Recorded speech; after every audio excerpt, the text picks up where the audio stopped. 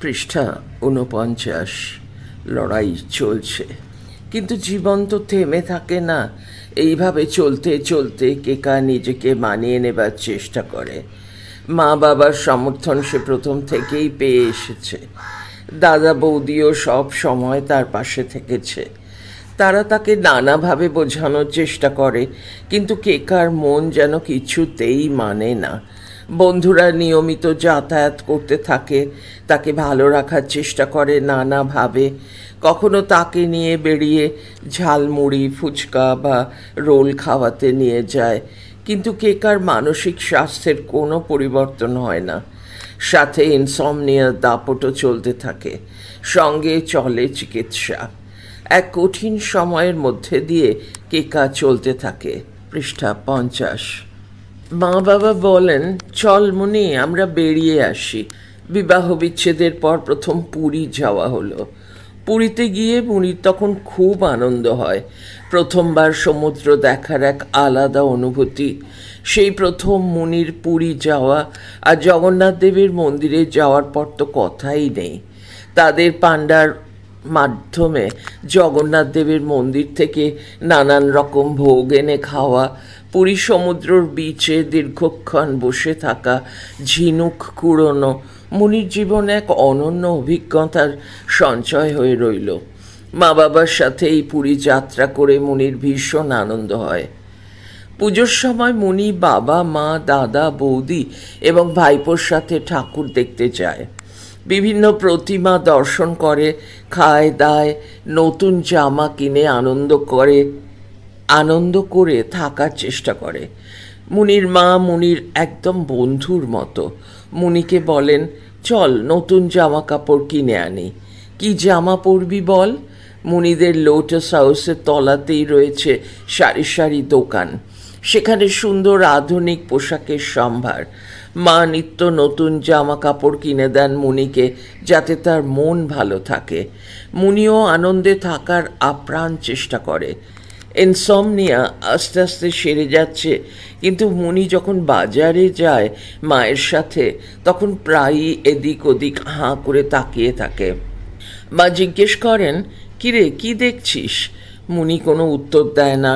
তারপরে এক সময় মনের কথা মুনি মাকে বলেই ফেলে, মা দেখো আমার বিয়েটা কেমন ভেঙে গেল, আর দেখো নতুন স্বামী স্ত্রী কি সুন্দর পুজোয় বাজার করছে। আমার বিয়েটা টিকলে আমিও তো এরকম একসাথে বাজার করতাম, বলো। মা তাকে সান্ত্বনা দেবার চেষ্টা করেন, ছেড়ে দে না, যা হবার তা তো হয়ে গেছে, এখন ভালো করে বাঁচ, জীবনের আনন্দ নে, তোর আবার ভালো বিয়ে হবে, চিন্তা করিস না। সে কি আর হবে গো মা, একবার তো ভেঙে গেল, আর সেরকম ভালো মানুষ কি আর পাওয়া যাবে? মুনি বলে, হ্যাঁ হ্যাঁ, নিশ্চয়ই পাওয়া যাবে, তুই ভালো, তোর ভালোই হবে, ওসব চিন্তা ছাড় এখন। মা বোঝানোর চেষ্টা করেন। পৃষ্ঠা ৫১। মুনির মনোরঞ্জনের জন্য মা প্রায়ই তাকে বাজারে নিয়ে যান। জামা কাপড় কিনে দেওয়া ছাড়াও আইসক্রিম, ঝালমুড়ি, মুনি যা ভালোবাসে সেই সব খাওয়ান। তা সত্ত্বেও মুনির মন খারাপ কাটতে চায় না। মুনি উদাস হয়ে লোটাস হাউসের বারান্দায় বসে থাকে আর শূন্যে দৃষ্টি মেলে ভাবে তার কি হবে। এখন না হয় বাবা মা আছেন, কিন্তু বাবা মা তো আর সারা জীবন থাকবেন না। কি যে আছে তার কপালে কে জানে। এইসব নানা ভাবনায় সে দীর্ণ বিদীর্ণ হয় প্রতিনিয়ত। মাঝে মাঝে ভাবে, যদি একটা চাকরিও জুটে যায় তাহলেও না হয় সে নিজের মতো বাঁচতে পারে। কিন্তু সে গুড়ে বালি, মুনি তো চোখেই দেখতে পায় না। চাকরি আর তার কি করে হবে? সে আশাও ত্যাগ করতে হয়। আবার যে বিয়ে করবে, কিন্তু সেখানেও যে গণ্ডগোল বাঁধবে না, কে বলতে পারে। মায়ের সাথে তার দুঃখ কষ্ট ভাগ করে নিলেও সে সবসময় তা করে না, পাছে বাবা মায়ের তার জন্য আরও কষ্ট হয়, আঘাত পায়। কখনো কখনো বাবাকে বললে বাবাও সাহস দেন মুনিকে, সব ঠিক হয়ে যাবে, একটু ধৈর্য ধরে অপেক্ষা করো, দেখাই যাক না কি হয়। তারপর বাবা মা তাকে নিয়ে কেদার বদ্রী যাত্রা করেন। ব্যানার্জি স্পেশালের ট্যুরে তারা কেদার বদ্রী যায়। ঠাকুমা বাড়িতে ছিলেন, মুনি তার বাবা মায়ের সাথে ঘুরতে যায়। মুনি অত হাঁটতে পারবে না, তার বাবা মাও পারবে না, তাই তারা তিনটে ডান্ডি নেয়। ডান্ডি করে তারা কেদারে পৌঁছয়। বাবার ডান্ডিটা পড়েও যায় এক সময়। বাবার সামান্য হাত কেটে যাওয়া ছাড়া উল্লেখযোগ্য কিছু হয়নি। কেদার বেশ ভালোই ঘোরে তারা।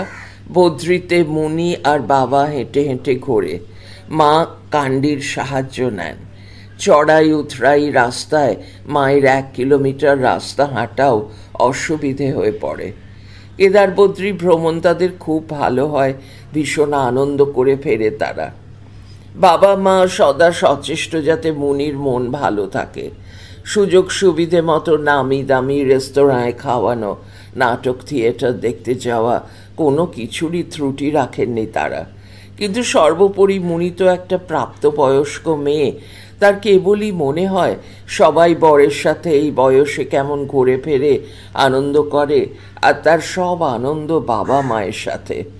বাবা মায়ের সাথে আনন্দ করতে তার ভালোই লাগে, কিন্তু বরের সাথে যে আনন্দ করতে পারে না, সেই বেদনা তাকে কুড়ে কুড়ে খায়। প্রতি পুজোয় নিয়ম করে ষষ্ঠীর দিন শুভশ্রী ঠিক মনে করে আসে এবং কেকাকে উৎসাহ দিয়ে বলে, পৃষ্ঠা 52, কেকা চল চল আমরা বাইরে গিয়ে খেয়ে আসি। লোটাস হাউসের পাশেই একটা ভালো রেস্তোরাঁ আছে। শুভশ্রী আর তার বর কৌশিক 2-4টে ঠাকুর দেখে কেকার সাথে সেখানে খেয়ে ঘুরে ফিরে আনন্দ করে আবার কেকাকে বাড়ি পৌঁছে দিয়ে যায়। মুনির বন্ধুরা চিরকালই সুখে দুঃখে ওর পাশে থেকেছে। বিবাহের উত্তর পর্বে মুনির বাবা মায়ের সাথে জীবন কাটে। সে আস্তে আস্তে স্বাভাবিক অবস্থায় ফিরে আসে। মা বাবাও যেমন চেষ্টা করেন তার বিয়ে ভেঙে যাওয়ার কষ্ট যেন তাকে ছুঁতে না পারে, তেমনি বন্ধুরাও তাকে ভালো রাখার চেষ্টা করে অবিরত। প্রায়ই তারা নিজেদের বাড়ি নিয়ে গিয়ে ঘুরিয়ে গল্প করে আবার পৌঁছে দিয়ে যায়। সবার এত আন্তরিক প্রচেষ্টায় মুনির মন খারাপের মেঘ আস্তে আস্তে কেটে যেতে থাকে। তার পরিবারের সকলেই তার পাশে আছে সব সময়। দাদা বৌদি আবার তার বিয়ের চেষ্টায় সংবাদপত্রে বিজ্ঞাপন দেয়। অনেক সম্বন্ধ আসে, কিন্তু তেমন পছন্দসই একটাও হয় না। 1 ডিসেম্বর এলেই মুনি মন খারাপে ডুবে যায়। তার মন ঘোরাবার জন্য মা বাবা আবার ব্যানার্জি স্পেশালে তাকে রাজস্থান ঘোরাতে নিয়ে যান। মাউন্ট আবুর সৌন্দর্যে মুনি মোহিত হয়ে পড়ে। তাছাড়া দিলওয়ারা মন্দিরে প্রাচীন সব কারুকার্য খুব কাছ থেকে দেখে মুগ্ধতার আবেশে এক অদ্ভুত অনুভূতি এবং আনন্দ হয় মুনির।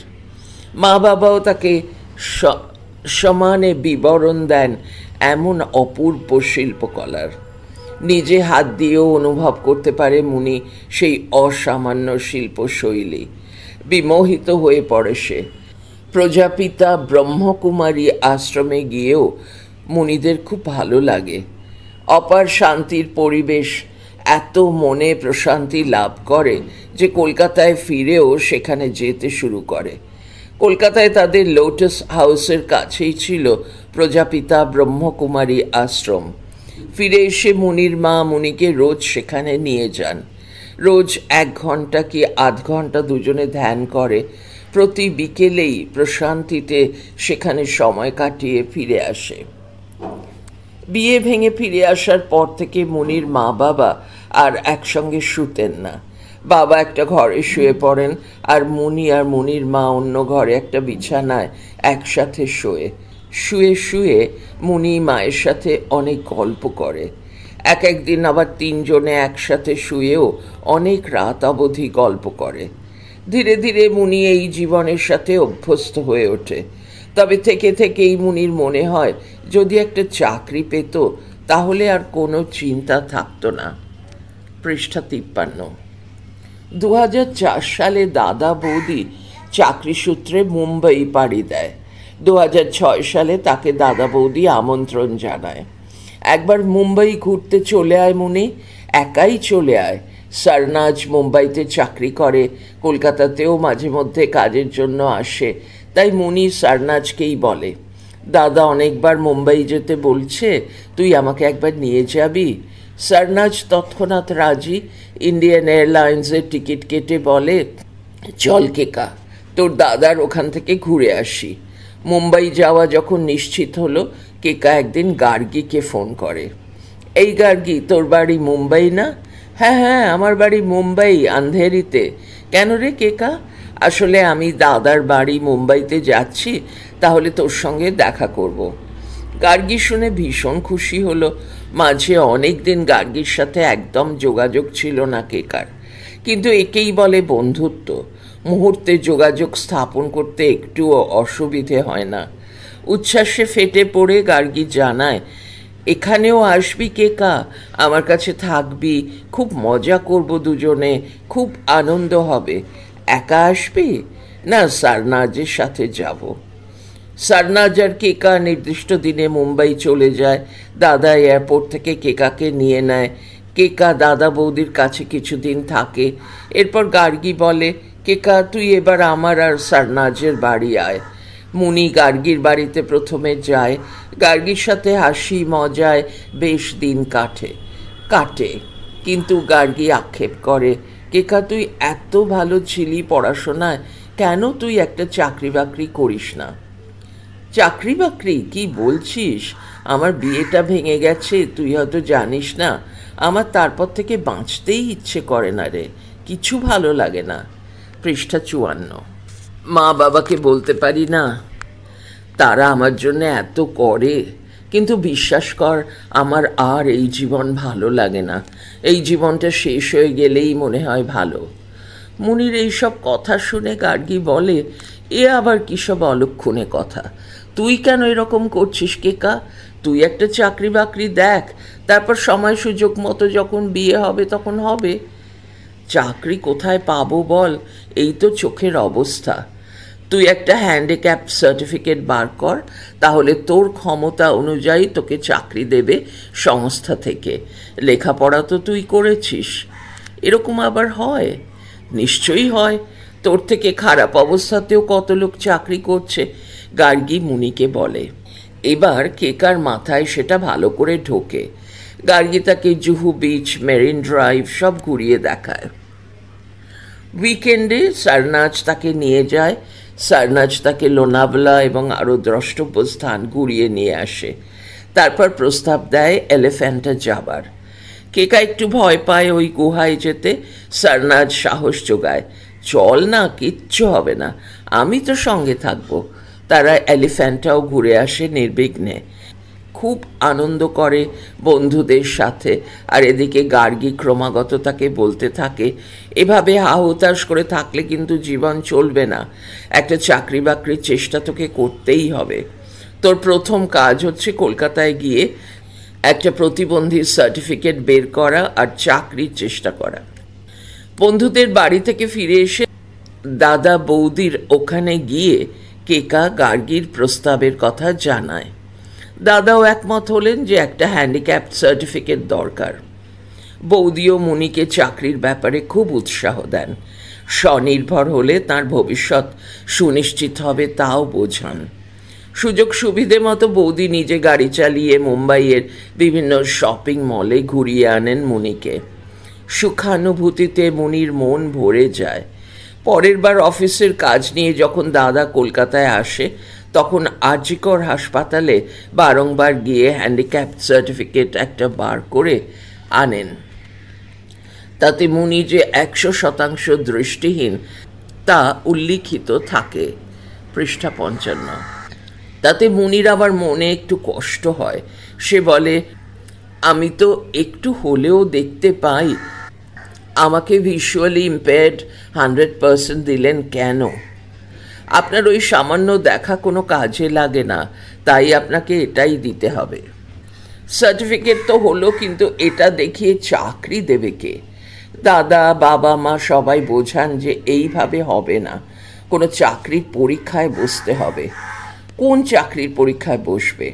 এসএসসি অর্থাৎ স্কুল সার্ভিস কমিশনের কথা ভাবা হয়, কিন্তু সেখানে সফল হলে ওই বিপুল সংখ্যার খাতা দেখবে কে?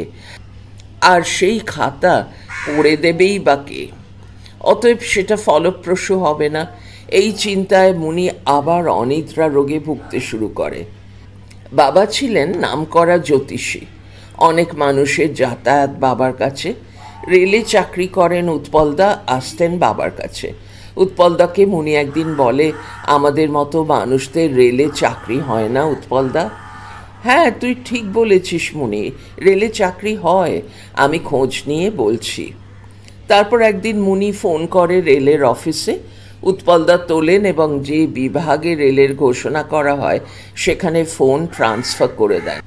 একজন ফোন তুললেন, তিনি চোখে দেখতে পান না, নাম অরূপ চক্রবর্তী। তিনি মুনিকে বলেন, রেলে তো এখন লোক নিচ্ছে না, আপনি যখন চোখে দেখতে পান না, আপনি একটা কম্পিউটার কিনুন।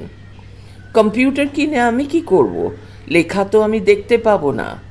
লেখা দেখতে না পেলেও অসুবিধে নেই, ওখানে একটা সফটওয়্যার ভরা যায় যেটা স্ক্রিনটা আপনাকে পড়ে দেবে। ওভাবেও হয় বুঝি? অবাক মুনি প্রশ্ন করে। হ্যাঁ, ওইভাবেই হয়। পৃষ্ঠা 56। কিন্তু সেটা আমাকে শেখাবে কে? আমি শেখাবো আপনাকে অফিস থেকে ফেরার পথে। মুনি দাদাকে সব খুলে বলে। দাদা খুব উৎসাহিত হয়ে মুনিকে একটা কম্পিউটার কিনে দেয়। মুনি রেলের অফিসে ফোন করে আবার জানায় অরূপ চক্রবর্তীকে যে তার কম্পিউটার কেনা হয়ে গেছে। মুনি অরূপদা বলে সম্বোধন করে। উনি মুনিদের লোটাস হাউসের বাড়ির কম্পিউটারে জজ ব্র্যাকেটের মধ্যে একটা স্পিকিং সফটওয়্যার লোড করে দেন। বাস থেকে নেমে একা একা লাঠি হাতে টুকুস টুকুস করে যখন আসেন মুনির কাছে, সেটা এক বিস্ময়কর দৃশ্য। মুনি বাবা মাকে জিজ্ঞেস করে, কি করে এই লোকটা একা একা আসে? আমি তো কিছুই পারি না। তুই তো ছোট থেকে অভ্যাস করিসনি এমনভাবে, তাই পারিস না। উনি অভ্যাস করেছেন, তাই পারছেন। নিয়মিত অরূপদা শিয়ালদা থেকে এসে মুনিকে কম্পিউটার শেখান, কিন্তু কোনো পারিশ্রমিক নেন না। মুনি অনেকবার বলার চেষ্টা করে, আপনি তো রাতে ফেরেন, অন্তত ট্যাক্সি ভাড়াটা রাখুন, না হলে তো বাসে ফিরবেন। না না, আমি ট্যাক্সিতেই ফিরবো, তুমি অত চিন্তা করো না। বাসেও ফিরতেন, ট্যাক্সিতেও ফিরতেন, কিন্তু কখনো ভাড়া নিতেন না। নিঃস্বার্থভাবে তিনি শিখিয়ে যেতেন। শিখতে শিখতে মুনির মনে প্রশ্ন জাগে, এইভাবে কি কোনো চাকরি আদৌ পাবো? না, এইভাবে কম্পিউটার শেখা হবে, কিন্তু চাকরি হবে না। একটা সার্টিফিকেট জোগাড় করতে হবে যে তুমি কম্পিউটার জানো, তাহলে চাকরি হবে। নেট ঘেঁটে অরূপদাই বার করলেন যে এনেবল ইন্ডিয়া বলে বেঙ্গালুরুতে একটি প্রতিষ্ঠান আছে, যেখানে বিশেষভাবে দৃষ্টিহীনদের কম্পিউটার শেখানো হয়। তাদের একটা কম্পিউটার কোর্স আছে, MS অফিসটা পুরো শেখানো হয়। সেটা শিখলে তারা নিজেরাই প্লেসমেন্ট দেয়। অরূপদা প্রস্তাব দেন কেকাকে, তুমি বরং এনেবল ইন্ডিয়ার এই পরীক্ষাটা দাও। নেটেই মুনি সেই পরীক্ষাটা দেয়। প্রথমে লেখা পরীক্ষা হয়, তারপর একটা মৌখিক পরীক্ষা। পৃষ্ঠা 57। লিখিত পরীক্ষা অনলাইনে দেয় আর মৌখিক পরীক্ষা ফোনের মাধ্যমে দেয়। কেকা দুটোতেই পাশ করে যায়। এনেবল ইন্ডিয়াতে কেকা পড়তে যাবে, খুবই আনন্দের খবর।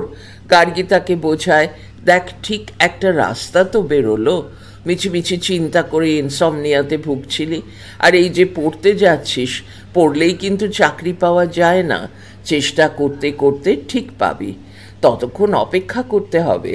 সেই সময় আবার যেন ইনসমনিয়ায় ভুগতে শুরু করিস না। পড়তে যে যাবি, কোথায় থাকবি? বেঙ্গালুরুতে এনেবল ইন্ডিয়ার কাছে একটা PG আছে, সেখানেই থাকবো।